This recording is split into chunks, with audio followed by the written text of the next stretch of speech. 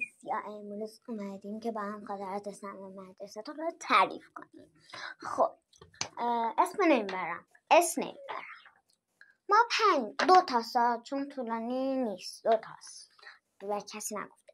ما 5 نفریم. خب اکیپ هستیم و جرأت حقیقت بازی میکردیم و من دوستم مطمئن و باید همون کردیم. خب و کردیم میفهمیم دیگه. آره. بعدش من تو تیک تاک اینو تو دستشویی دیدم. گفته بود خودت زن مدرسه‌تون رو تعریف کنین. گفته بود دیدم 2 تا دختر تو دستشویی.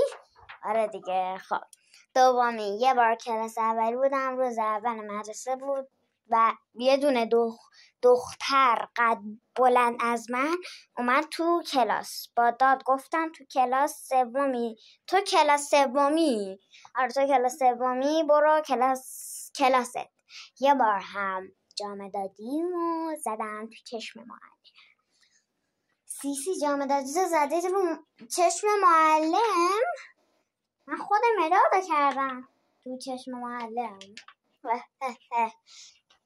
ولی معلم رفت بر چک خوردم.